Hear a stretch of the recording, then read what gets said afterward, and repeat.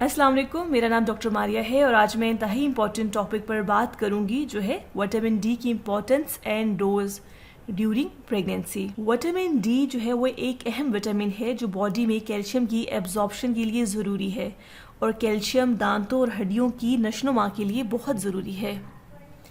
Vitamin D जो है वो हमारे इम्यून सिस्टम यानी क़ुव्वत मुदाफ़त को भी बढ़ाता है और ये बॉडी में जो है वो शुगर लेवल को नॉर्मल रखता है, यानी कि ये डायबिटीज़ से बचाता है। इसके अलावा विटामिन डी के इस्तेमाल से डिप्रेशन से भी बचा जा सकता है। विटामिन डी हमारे मेंटल एंड फिज़िकल हेल्थ के लिए बहुत ज़रूरी है। विटामिन डी इंतहाई अहम है प्रेगनेंसी में।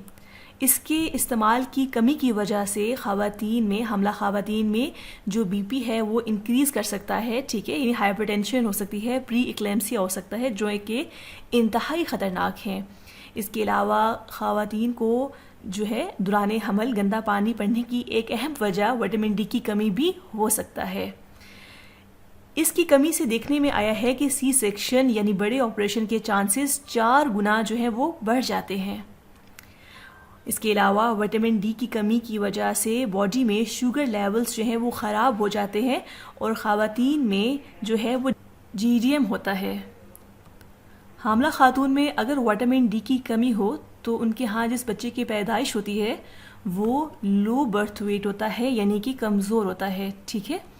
इसके अलावा उसे न्यूनेटल हाइपोकैल्सीमिक सीजर्स होते हैं, यानी कि क्योंकि माँ में विटामिन डी की कमी है तो माँ में कैल्शियम की कमी होगी तो बच्चे में भी कैल्शियम का लेवल जो है वो कम होगा, जिससे बच्चे को झटके लग सकते हैं पैदाइश के वक्त। देखने में आया है कि दौरान हमल अगर विटामिन डी की कमी माँ में हो तो ऐसे बच्चों में आगे जाकर एस्थमा के चांसेस जो हैं वो बढ़ जाते हैं। विटामिन डी का इस्तेमाल प्रेगनेंसी में माँ और बच्चे दोनों की हेल्थ के लिए इंतहाई ज़रूरी है। सबसे पहले हामला खातून को चाहिए कि वो ऐसे फूड का इस्तेमाल ज़्यादा करें जिसमें विटामिन डी होता है, जैसा कि मछली, अंडे, गोश्त, दूध, ठीक है। अगर वो फूडिंग नहीं है तो एटलीस्ट जो है वो एक उबला हुआ अंडा डेली ज़रूर इस्तेमाल करें और 1 गिलास दूध का।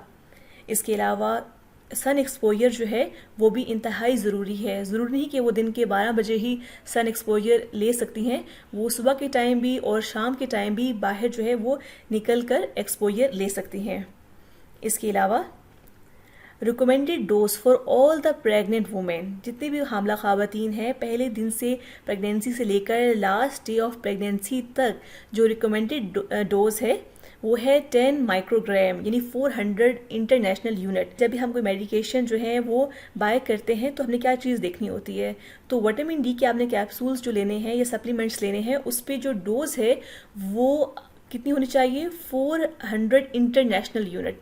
अगर इतनी है तो this is recommended for all the pregnant ladies, क्योंकि हम तमाम प्रेग्नेंट लेडीज़ का टेस्ट नहीं करवाते, तो ये जो डोज़ है ये डेली डोज सेफ़ है और रिकमेंडेड है ड्यूरिंग द प्रेगनेंसी। तो आप जब भी किसी स्टोर पे जाएं और उससे कहें कि विटामिन डी के सप्लीमेंट्स लें तो ये डोज़ आपने ज़रूर देखनी है, 10 माइक्रोग्राम या 400 इंटरनेशनल यूनिट, ये लेबल आपने देखनी है।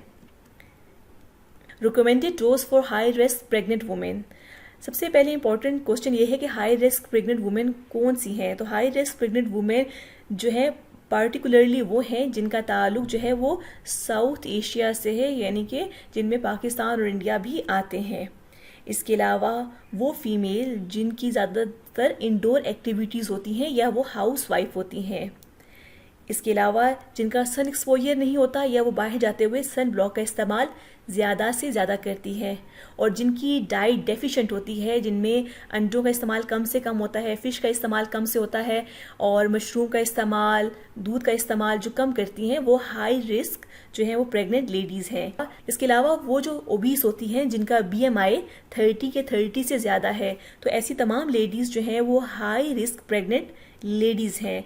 उनमें जो रिकमेंडेड डोज है वो विटामिन डी की 1000 इंटरनेशनल यूनिट है, यानी जब आप इसके अलावा वो वुमेन जो at risk of pre eclampsia होती हैं, यानी कि जिनके प्रीवियस हिस्ट्री होती है प्रेगनेंसी में हाई बीपी की, जिनकी फैमिली हिस्ट्री होती है, जो ओबीस होती हैं, जिनकी एज ज़्यादा होती है एंड सो ऑन, तो उनमें ना सिर्फ विटामिन डी आपने देना है बल्कि ऐसा विटामिन डी सप्लीमेंट लेना ज़रूरी होता है जिसमें कैल्शियम भी साथ में हो, यानी at least 800 international unit vitamin D होना चाहिए। तो सिंपली यूँ याद रखें कि 1000 इंटरनेशनल यूनिट विटामिन D3 हो और साथ में उसके ऐड होना चाहिए कैल्शियम। तो आपने मार्केट से ऐसा सप्लीमेंट लेना है जिसमें कैल्शियम भी हो और विटामिन D3 भी हो।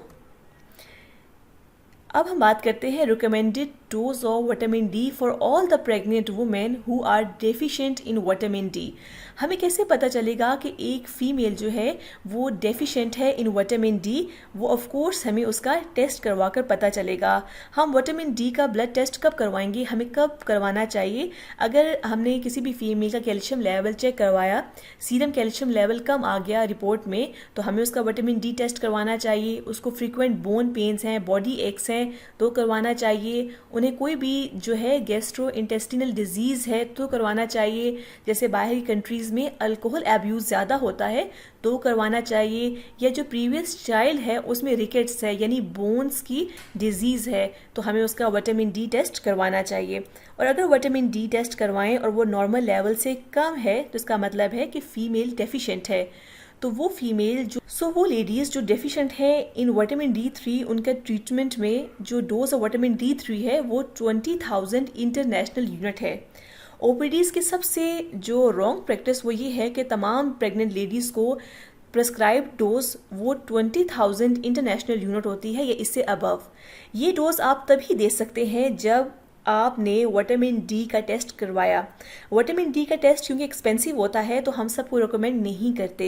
इसीलिए अगर आपने विटामिन डी का टेस्ट करवाया है और वो नॉर्मल लेवल्स जो हैं वो नॉर्मल लेवल से विटामिन डी कम आया है तभी आप ये डोज प्रेस्क्राइब कर सकते हैं।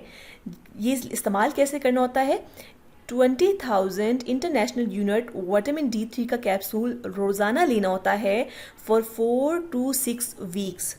आफ्टर 4 to 6 वीक्स क्या होता है, दोबारा से आप प्रेस्क्राइब करते हैं कि 400 इंटरनेशनल यूनिट का capsule through out the pregnancy.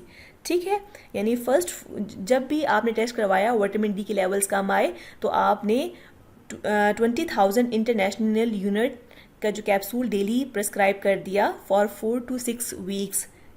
इसके बाद लेने के बाद आपने डेली डोज उनको 400 इंटरनेशनल यूनिट की देनी है।